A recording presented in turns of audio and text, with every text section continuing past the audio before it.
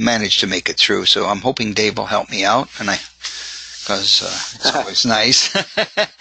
And Yep. you have the classroom expertise side of it, so it's good too. Hey, it's 8 o'clock. What we're going to do is get started then, and I'll be able to crop the video. By the way, good evening, everybody. Well, we'll get started.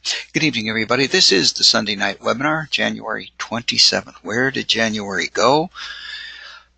I understand it's almost starting the new semester. Wow, that's phenomenal. Half the year gone already. We're glad you're with us. Like I said, Raj won't be with us tonight. Hey, if you think about it, it's his 50th anniversary. Sending him if you want to email him a little congratulations on his school mail, I think he'd like that very much. So it's not an assignment. It's not an assignment. So with that, well, we're going to get started if I may. But I'm not going to get rid of this get rid of this show, because in order to try to be somewhat organized, which I am not, I put some slides on here that I'd like to talk about. Hopefully, there we go. Does that? Okay. Did I jump to? Okay. Ladies and gentlemen, tonight what I'd like to do is talk about a couple of tools, apps that we have spoken about before, but hopefully show you how we can put them together and make them very, very useful for you, and give you some ideas how you might use them. Okay?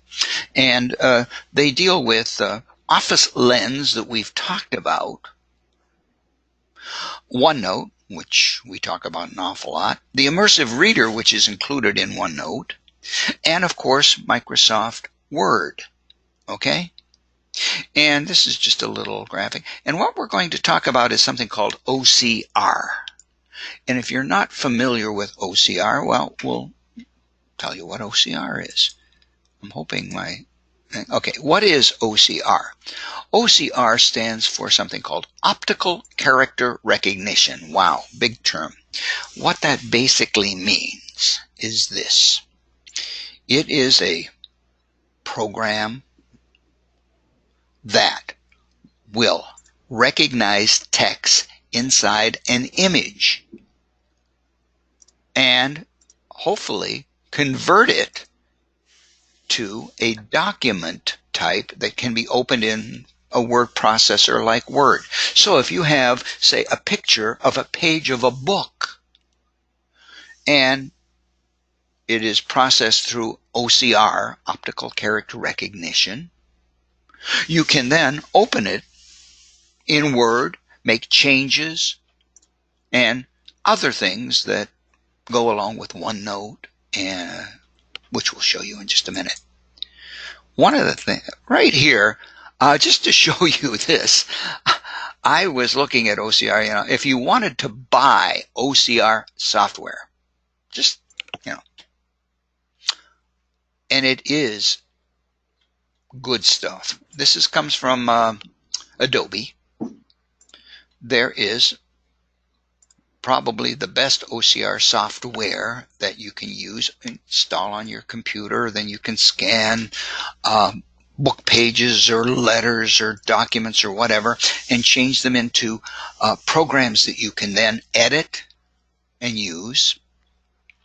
This particular program costs $200.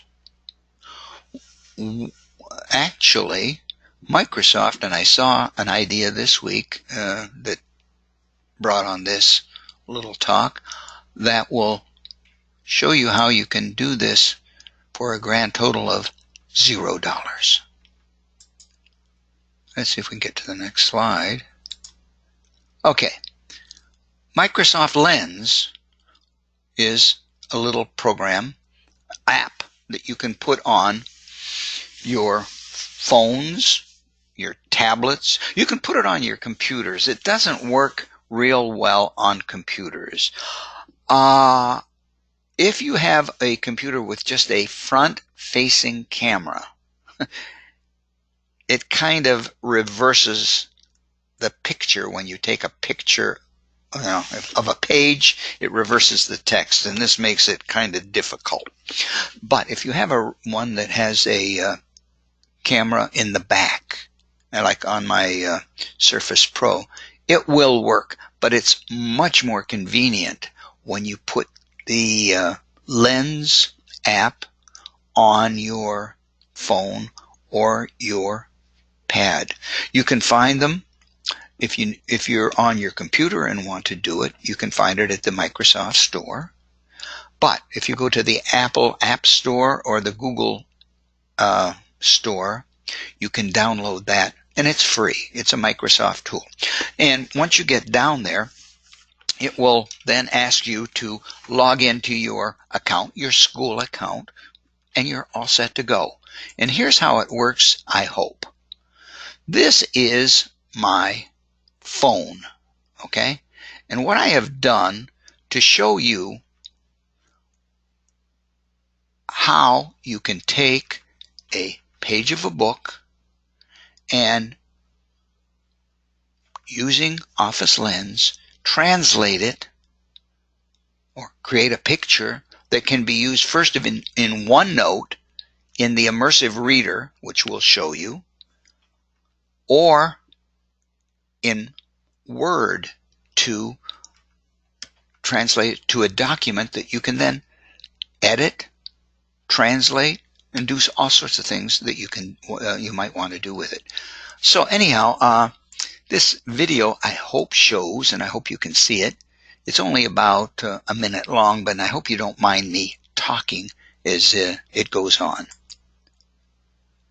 Okay, hopefully. Okay, what we're going to do, if you will notice, we're starting this. This is Office Lens. I'm going to open Office Lens. Here is a page of a book, and I want to take a picture of that. I want to use that. So I just push that little button. I push the word done. There is the picture.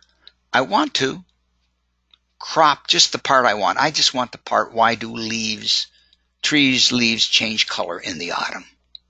So what I'm doing now is trying to crop it, and you can see that I'm very inept at this, but you'll see in a minute we have made a little bit of a crop, and I think I bring it down a little bit. I think we're all set.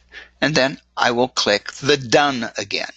That shows me the picture that I have. I say, okay, that's okay.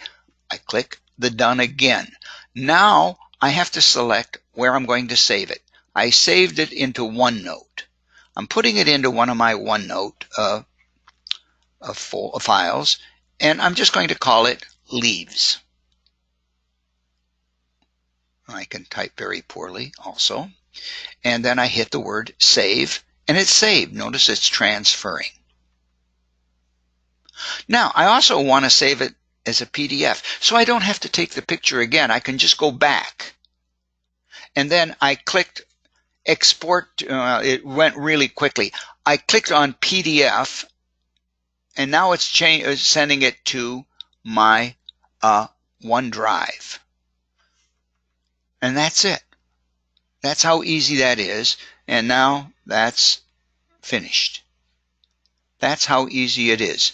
I opened up Lens, took a picture, I saved it to OneNote, I then saved it as a PDF to OneDrive. Now let's see, hopefully, what we can do with this. Okay, now let's see if I can find my right. Okay, where are we? I think it's this one. Okay, here's my Microsoft. I'm trying to to save a little bit of time. So what I've done is opened up some of these programs beforehand. If I go to OneNote, it's immediately saved into OneNote. By the time you save that picture and then go there, you will have it there.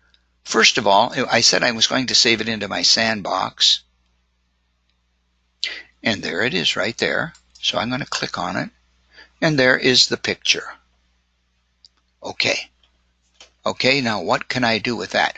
I think, and Raj has been talking about this tool inside OneNote called the Immersive Reader. And it's really, really incredible. Now, remember, this is a picture now. This is not a document in any sort. I can't go in and change these words yet. But if I go up to the word view, select that immersive reader that we talk about so often, now we have that as text. We can do several things with that in OneNote. This is a great way if you wanted it to be shown on a on a screen. You want to show it to your students on your smartboard.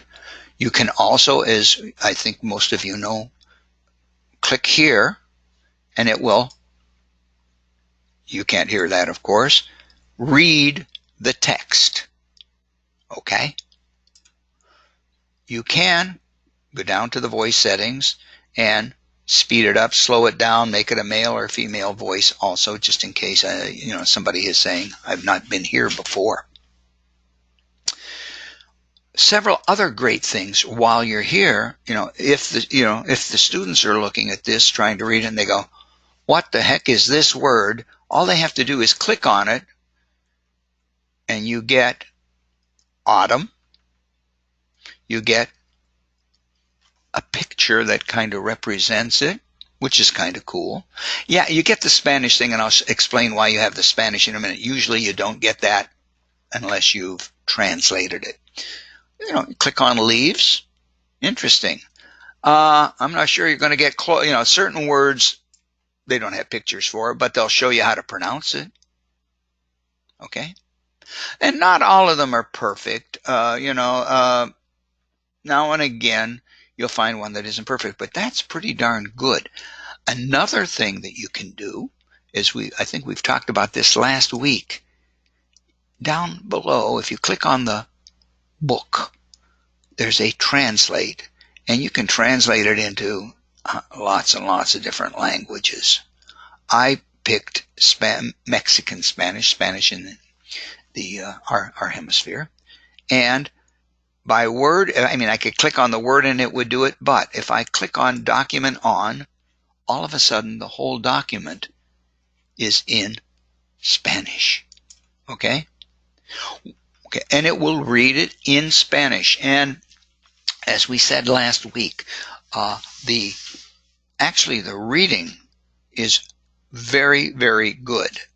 It's very, how shall I put it, human-like. It doesn't sound as much like a computer as some voices do. Okay? And again, the dictionary works. Árbol, tree, and you can have it pronounced.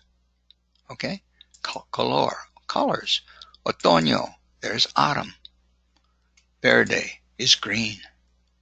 Okay? But it's really, it works out really nice that way, and you can always switch back to the original. So that is one thing. You've taken a picture of a page of a book, and think of all the things you can do. Now, what if I wanted to change a few words? Like I say, I want the kids to read this, but see the word autumn, I want fall. Okay? Pigments. I want to change some of these words. Abundant by the, change some of these words to make them a little bit easier for my students. I have to have it in a Word document. Now, here's what I tried to do. I figured, geez, this is really open now and it's translated. Why can't I just go and do a Control-A, which highlights the whole thing, all right, and then copy it, do a Control-C to copy it, and then put it into Word. It doesn't work. Okay? I don't know why, but I could not get it to work. Maybe you can, but I could not. That is why, let me minimize here. I saved it as a PDF. Microsoft Word, I think I had it running, but anyhow, is a cool program. And I saved the program, I should have shown you, but it is in my OneDrive. You know what? Let me go back just for a second. Let's go back here and go to OneNote and go to OneDrive, if I may, just to show you that when you do this, it creates a folder for you. I don't remember creating this folder, and the folder is created automatically, and you'll see that for some reason I get this I've been getting this auto login, and if you try to log in, it goes away too quickly, and it'll pop up every now and then. I'm not sure what that is. Maybe it's just me. I don't know if that pops up for you or not, but it goes away and everything works fine. And here's the PDF that I created with that video, and you'll notice I did it awfully early this morning. I get up early. Okay, so all I needed to do was to go to open my Microsoft Word and then go to my OneDrive and open it. I have it here just to save us a little time. What in the world is this? Okay, there it is. There it is. In case you didn't know this, maybe I should mention, yes, that was a PDF. Microsoft Word will open PDFs. This is something that, is a really nice thing that you might want to know. If you have a document in the PDF format on your computer, you can open it in Word. Sometimes, depending on the complexity of the document, if you have a lot of pictures and everything, it may not come out the same, the same setup, format, and so forth. But if you have fairly simple documents, they will open up easily. Okay. Last week or 2 weeks ago, I had a call from LaSalle, and somebody had a PDF regarding a parent-teacher conference, and it was they didn't have a Word document, and they wanted to know how they could change it, make some adjustments to it so that it would be up to date. And basically I said, open it in Word, and boom, that was all it was needed. But anyhow, as you can see now, it is a Word document. You can change the word, if you want to change it. Okay, see? And that is how easy it is. And with this, you have saved yourself, a great deal of money, and it's a great tool for use. So, if you don't have Lens on your phone, don't have Lens on your pad, I would recommend you do that. And then save either into OneDrive or save it onto Word. Save it onto OneDrive or onto OneNote, and you can use it in this way. Dave, is there anything you would like to add to that? Oh, maybe I thought we had Dave opened up, but anyhow, I'm not sure what's. Okay. Dave, do you have anything you'd like to add? Yeah, can you hear me? Yes. No. Yeah. It seems like you dropped out one of your. I did. I tried to make it simpler, and I think I made it harder. But no harm. Yeah, okay. I don't know if it's easy for you to do or not. But if you can switch the screen over to me just for a minute, I can show how I actually use this in my classroom. Absolutely. Let's just do this. Make you an organizer. Yes. And now, if I do the sharing. Change presenter to Dave. Okay, Dave, you should be getting the screen. All right, so I click show my screen. And yes. We see your screen. Okay, fantastic. So I actually was able to, I didn't get the app that you did, but I was able to take some screenshots right now and just put them into the OneDrive from my phone, just to show. I have the Office Lens app just like you do on my phone. Sure. Mm-hmm. Next, and then I just took something that was sitting here in my basement that I brought home from school, which is the cover of a book order. But that's what you see on your phone when you're taking a picture of the document. As soon as you press the button here, then it crops it. It recognizes where the shape is automatically. You don't have to do any of that. And then you click done. And then for me, I selected OneNote. Yes. Because I already have OneNote set up for my class. And then it gives me this choice. The last time I used it, I was putting it in a folder in a particular OneNote for math, but this isn't math. So if you click here, it'll go into a submenu that shows all your different first of all the different OneNotes that you have. So these are all ones that I have on my computer. Glahey 2018-2019 is the one I'm using currently this year. So I select that, and then these are all of the options. I can put it directly into a student's folder, but what's easier to do is actually put it into your content library. So I selected content library here, and then I have just 4 tabs in that content library. I just put this one into miscellaneous because it's not something I'm going to use in class. And then it automatically goes back to that first screen, and it's showing that miscellaneous is the folder it's going to go to in this OneNote.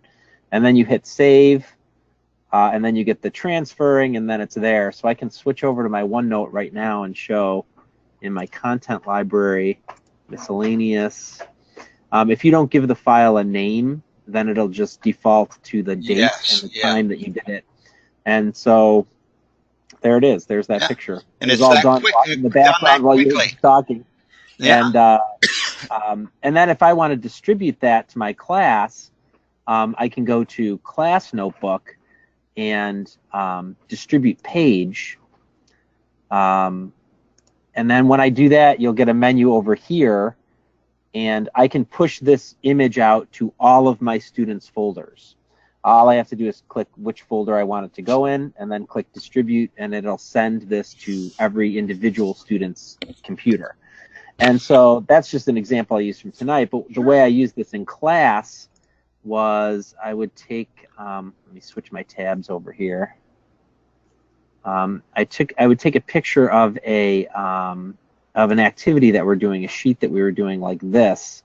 This is an actual activity page that gets torn out of our math book. And what I did was, just to make it easier for my students, I put a little text box for them so that they could just click, erase the word type, and then put their answer in. And so, I took a couple minutes to do that. But pushing this picture to OneNote happened, it takes 1 minute. I have my phone out, I take a picture of it, does exactly the same thing. It crops it, puts it right where I told it to go. I renamed this so I know what units it's from. And then I push that page out to my students. And what I can do in my OneNote is, these are my students on the left here. I can go into their folder to see what they're looking at. So, this student, if I clicked on her math page, so this is a student, this was a graph that we did where we were graphing the students in our class that wore jeans and didn't wear jeans. And this came from a PDF, by the way, but same process, push that out.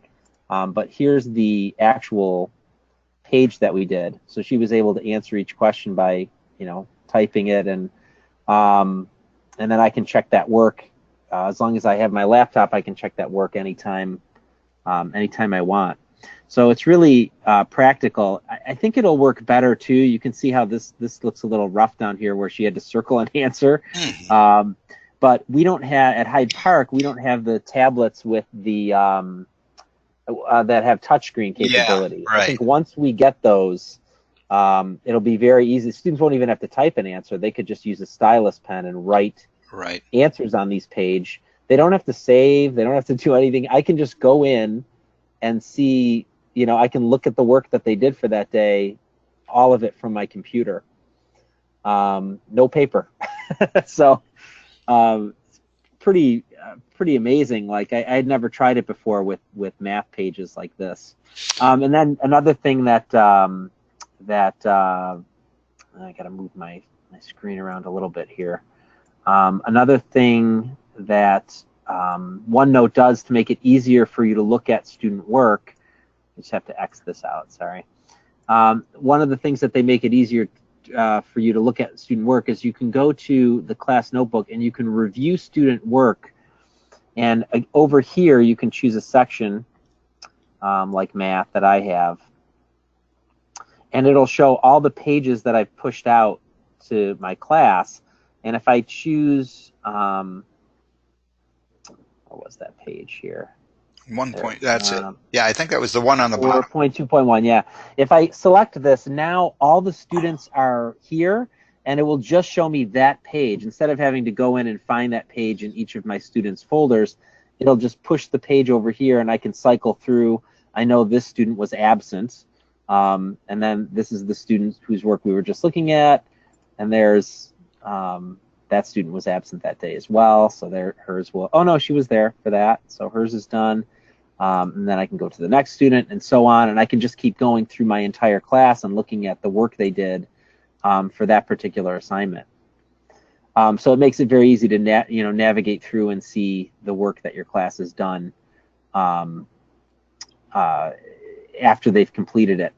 And another nice thing too that I used with after the page was sent with Office Lens and the students are working on it, I can go in and watch in real time on my computer at my desk, what they're doing. So I can watch the answers that they type in entered as they do them.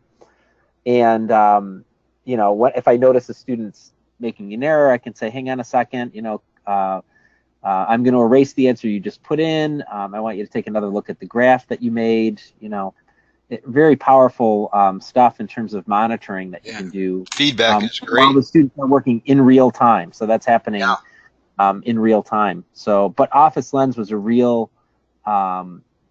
great tool for getting this page in front of all of my students on their laptops. Thank you. That is a great.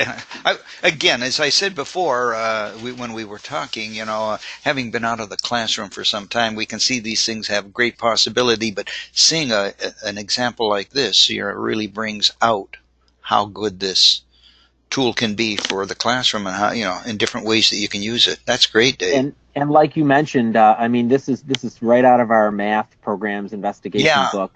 If you go to the immersive reader. Mm-hmm. It's a little choppy when it's a worksheet like this. Like you can see it's got the word activity, name, every word that's on the page. Mm-hmm. But, if they can get to, if they can find the question that they want and just click the beginning word, they can listen to those questions read to them. And that's, at least for my grade at primary, where we have some students who are not yet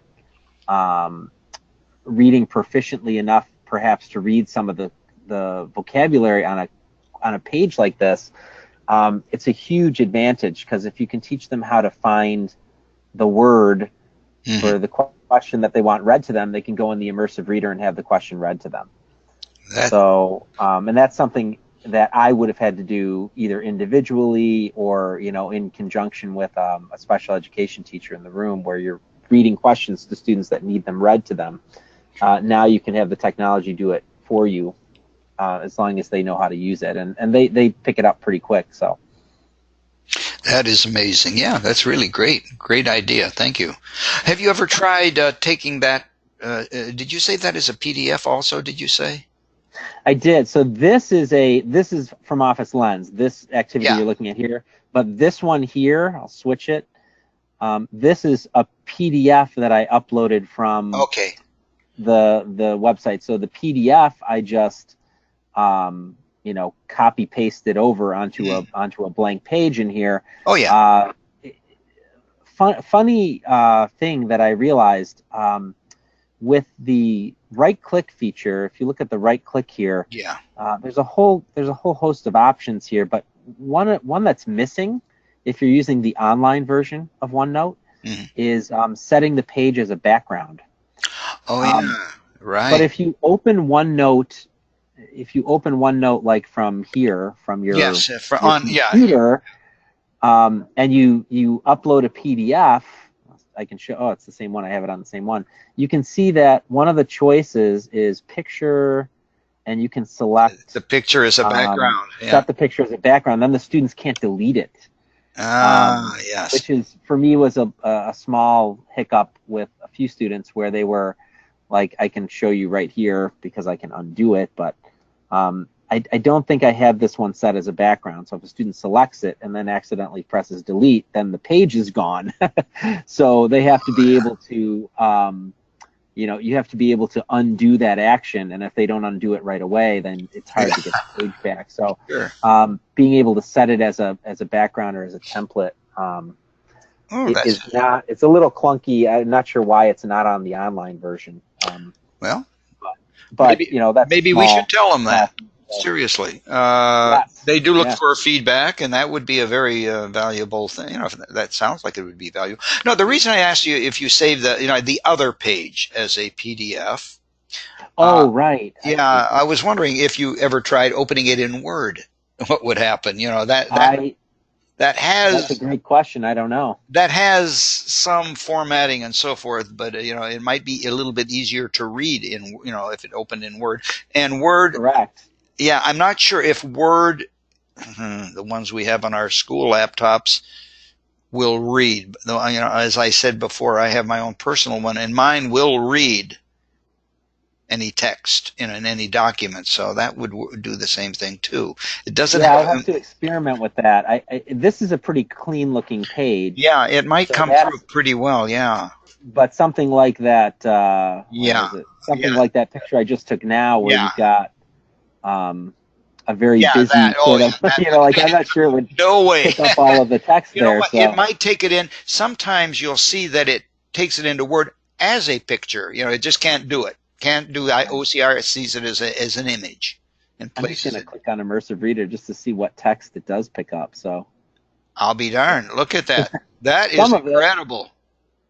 Yeah, it's a little jumpy like this. Yeah, but just the fact that it picked up that text from all the color and so forth and so on. Look at that. Got some funny characters too. Yeah, well, out there, but I mean, still not terrible. It's definitely picking up something. Yeah, it's doing a lot. Well, look at the text. The trying to read that text and so forth. It picked up the narwhal. Yeah, and things like that. That is pretty incredible. It's coming along, and they are making updates and advances. In fact, I just got an update today on my home Office 365, and it's got some good new things I have to go through. So they're coming along and doing some really great stuff. Yeah, Office Lens really is, though. I mean, there's a little bit of setup. You've got to get it set up on your phone. Your phone should also have access to your OneDrive. Yeah, if you have those two things going on, though, and you've set up a OneNote for your class, and they know how to access it. I'm saying literally less than 2 minutes to go from a paper sitting on my desk to an image that they are individually looking at on their own computer. They can all use. Yeah, that is a great example. Thanks, Dave. Yep. All set. Yeah, I'll let you. Do I need to do something, or do you take that? I can do that. Okay. There you go. Okay, and thank you again. Hey, that is again a great idea. Hey, where are we now? Okay, I think I'm going to open here, and then I've got some things. Let's see, where are we? Okay, okay. What I'm going to have to do is I have some, if going through, I found some sites that might be of interest to you, and found a really good, and I think it's a couple years old because they just sent out a new email about it, but it's an old one, talking about the teacher's guide to using videos. It is a PDF. It's about 17 pages long. Let me just scroll down. I'm not going to read it or anything. What's out there? awesome sites. They go through what's good, oh my goodness, all sets. It is a video PDF, that would be of great use.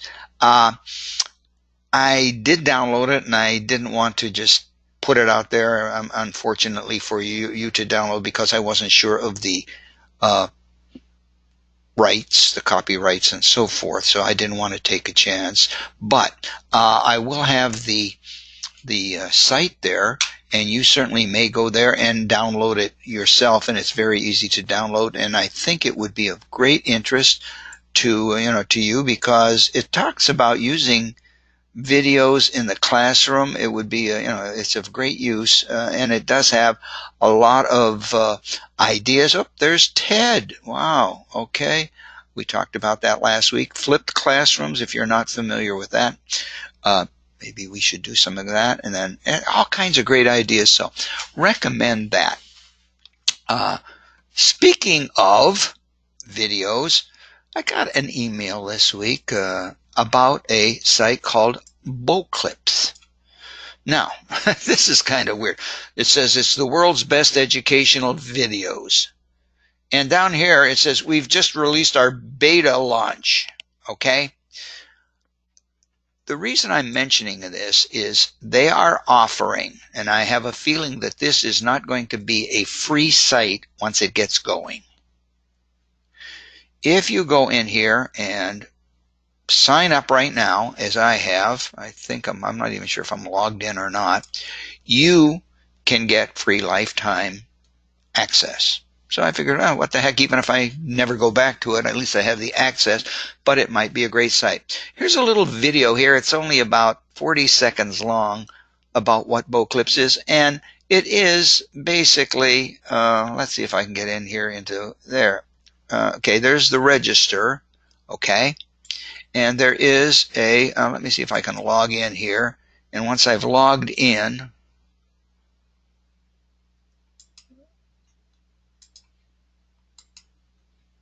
what? That's got to be right. Anyhow, well, I guess it's not.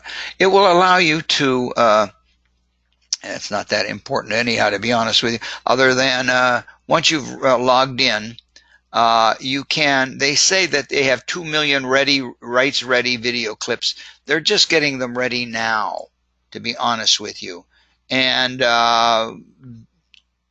it's coming along quickly, and it might be a great place to find software, videos that you can use. And as you can see, I don't know if your resolution is as good as mine, but they are high resolution. There are no ads, things like that. Some of them are actually taken from YouTube but brought over into Boclips. So I don't know exactly how that works, but you might want to go there, sign up for an account, and take a look through it, and find out exactly what it is. And it might be, like I say, once they get going, notice they have TED things they're going to be showing, things that would be useful in the classroom, and they might present them in a little bit better way than like if you just go to YouTube. Okay, somebody's looking at me. Okay, hey, I ran across again this week, and we keep telling you about these YouTube channels that are really good. We have talked about Crash. These are four that our friend put up, but the Crash Course is one that we've gone to several times. We recommend that very highly. The guy Crash Course has hundreds of little videos about various topics and things, but the SciShow is a good one, and Smarter Every Day. Let's see if we can get there without ruining my whole screen, because I've got to see it. Oh boy, I got to there. That's a very loud one, by the way. But notice he's got. Here's what I do when I go there. I always check a couple of things. 6.2 million people have subscribed, so this must be a pretty good place. He's got some things that are old, but I also check, as I said before, to see if they have been attending their channel, and they have. And so there's all kinds of good, science things here, and you might want to take a look there. Again, we recommend that you sign in to YouTube, and then you can keep all of your subscriptions over on the side here, and that way you'll know which ones you have, where you can go. Very easily done, very easy to check. But that's a good one. And this particular site, I'll put up the document. I have all my links. I'll put it up where the video goes on the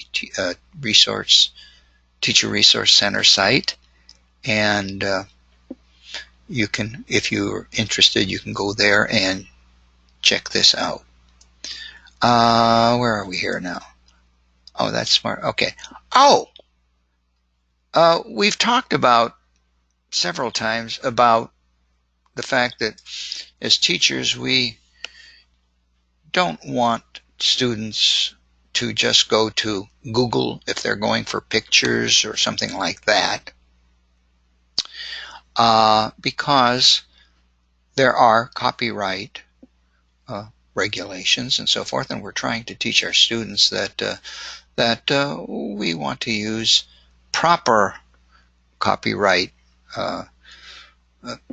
regulations. We want to be using things and giving proper credentials. So this is a site that has started bringing in age appropriate and photos that are Creative Commons approved, and you can use them for your classroom in their projects and so forth. So this might be a site that you want to tell the kids about if they're looking for pictures and so forth. And basically, I mean, all you have to do is go here, and I'm not sure,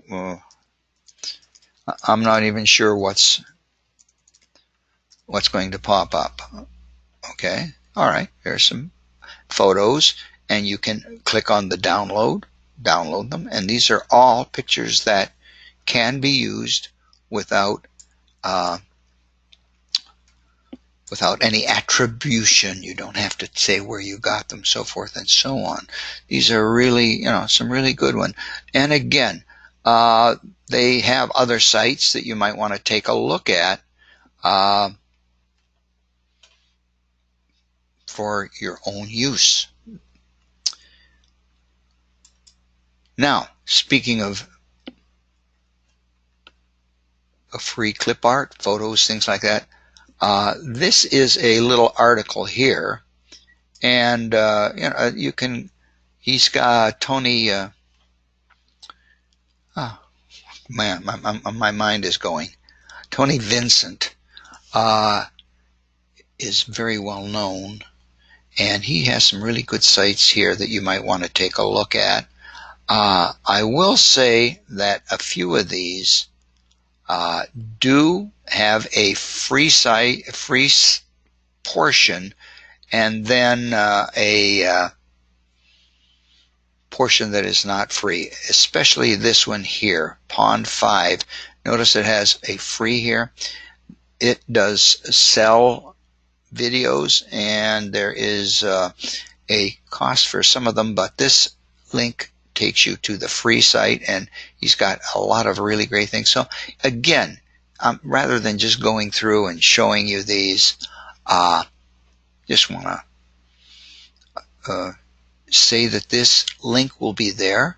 If you're interested in free clip art, photos, you can download them. You can use them any way you want. Hey, last week we talked about backgrounds. Remember remove.bg? If you were here, when we have pictures, we sometimes want to remove the background. And we showed you this one called remove.bg last week that was really cool at removing the background if there was a picture of a person in it. If you had a picture of an animal or something else, it didn't seem to work. So Photo Scissors Online is a little different, but I just thought I'd show it to you. Let's see if this will bring it in. There we go. Here is a picture that I've been working on, okay? I brought up a picture of a koala, okay? And you'll see all these green and red drawn around it, okay?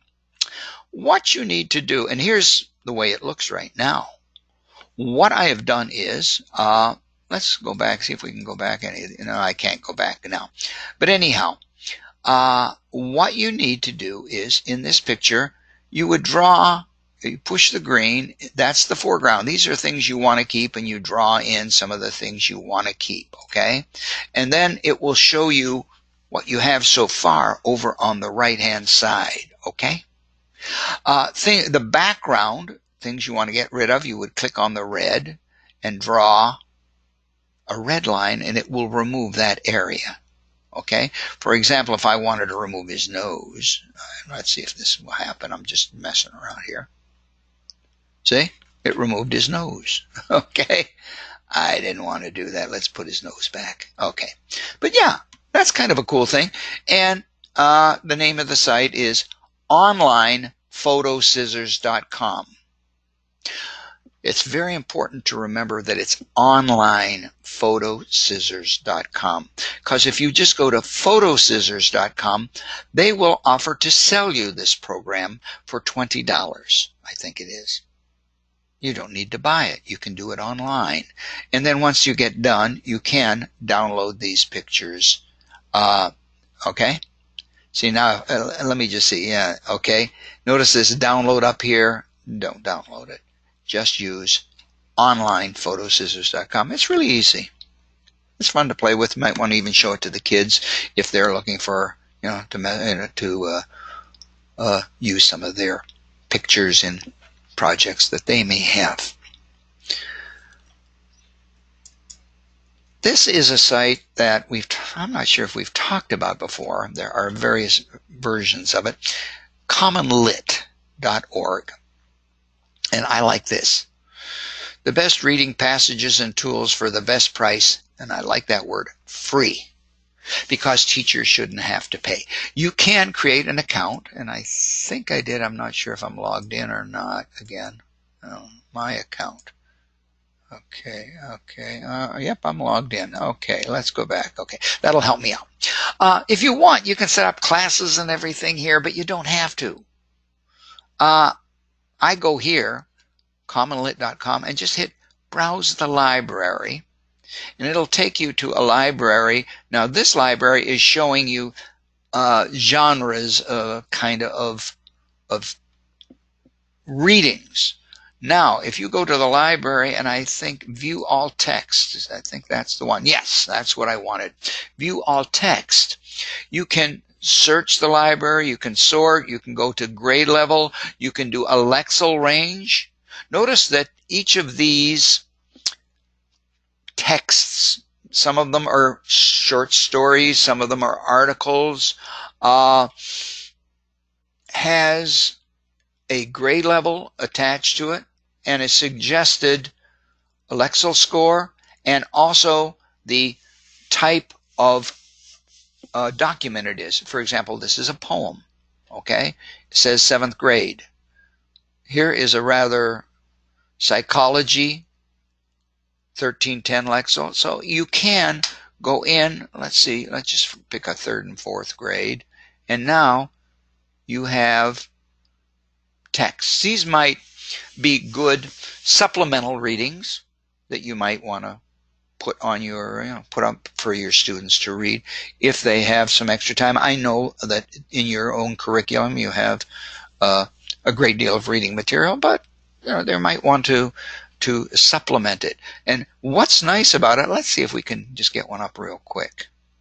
There is a a little red hand here, and notice it has 1, 2, 3. Now if you click on 1, and there is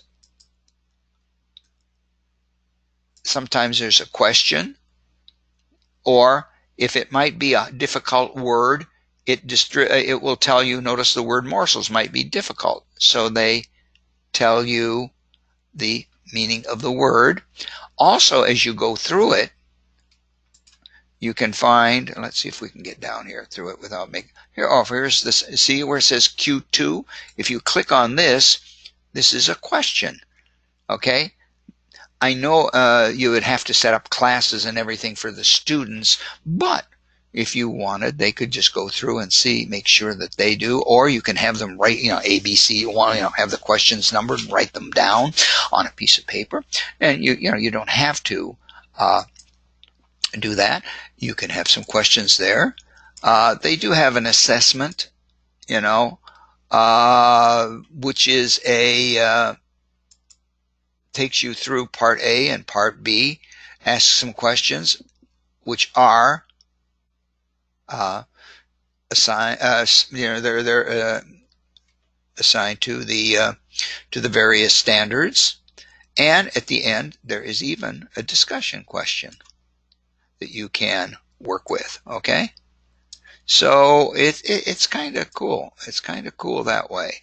Let me just get back. My screen is messed up a little bit. Okay, but anyhow, Common Lit might be a good place to just take a look, see if there's anything that you can find for your own use. Okay.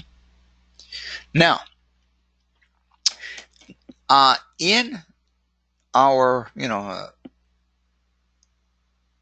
PLN site, the one that we've talked about, it's on the Teacher Resource Center.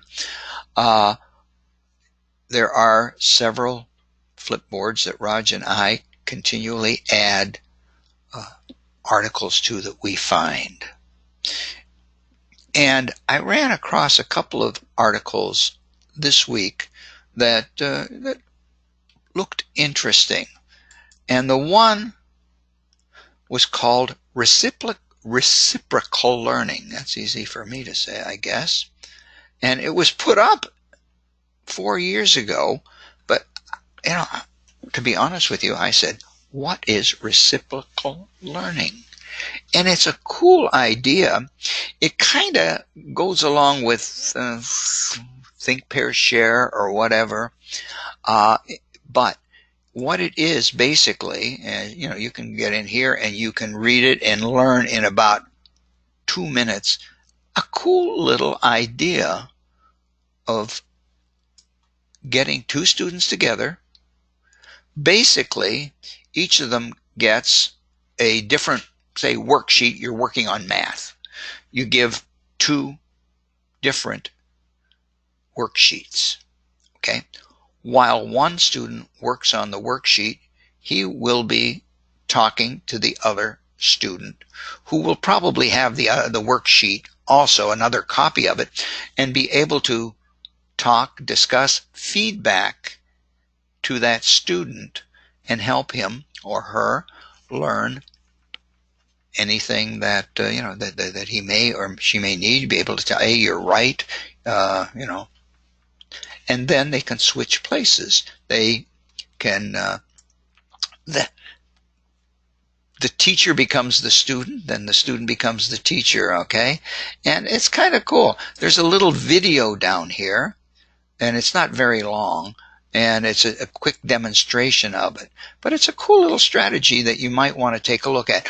There is a link to this in the PLN, on the PLN page. So you might want to take a look at it there.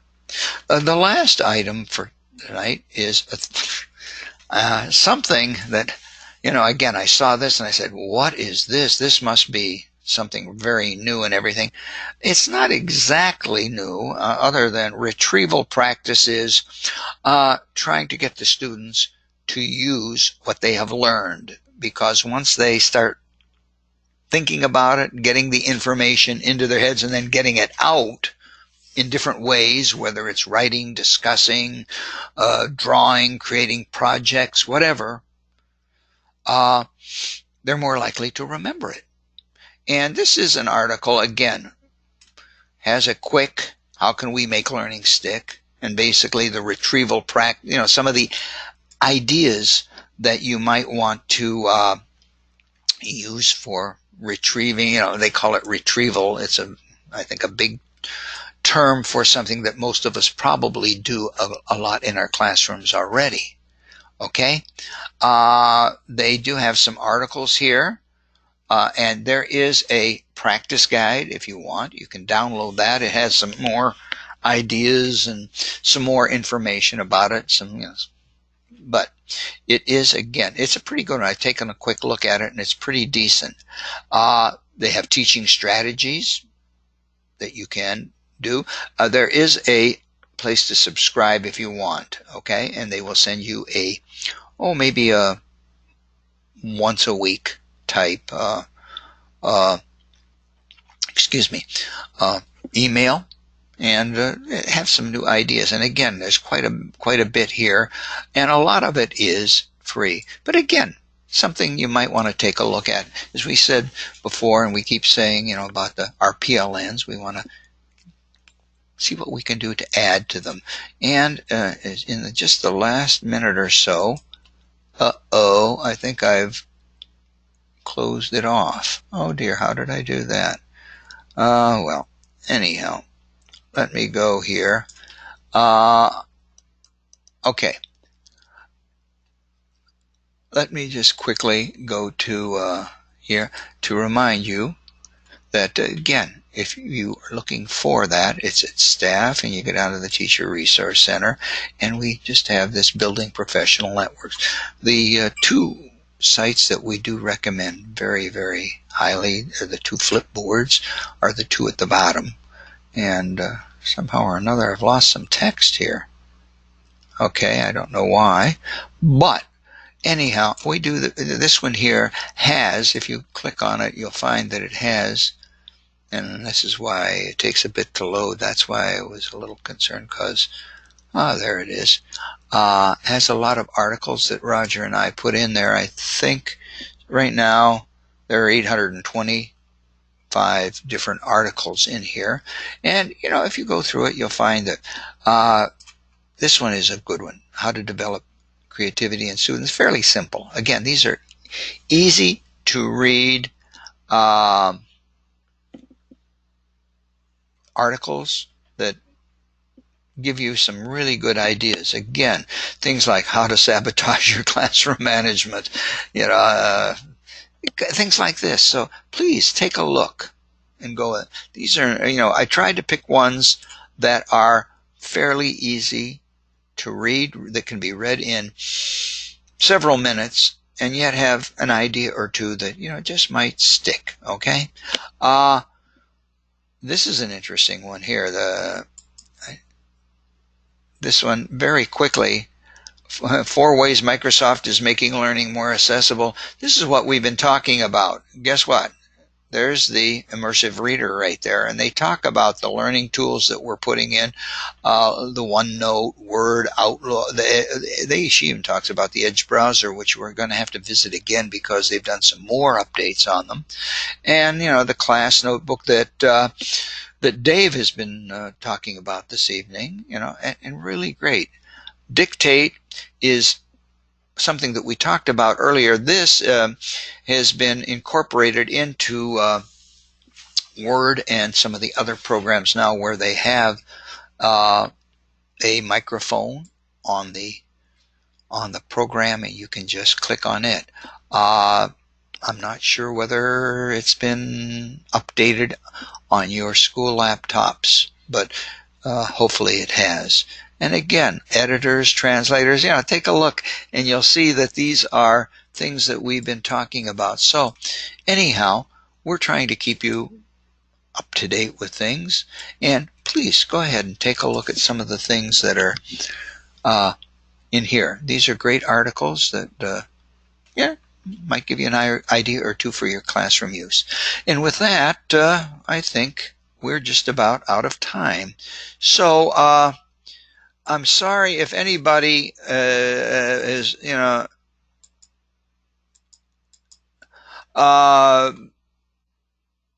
If anybody has sent questions in that, Lauren, I'll get back to you. And if anybody has sent any questions, if you have, I'll have to check it out and get back to you later. It's kind of hard to do with just one person.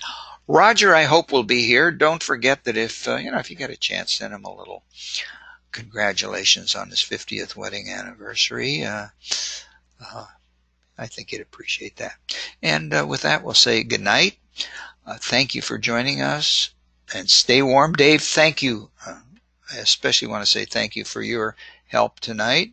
You'll be getting a thank you email, and please do the survey. Let us know what we can do to help you out and make things even better, I hope. So with that, we'll say good night. Hope to see you next week. Stay warm, everybody.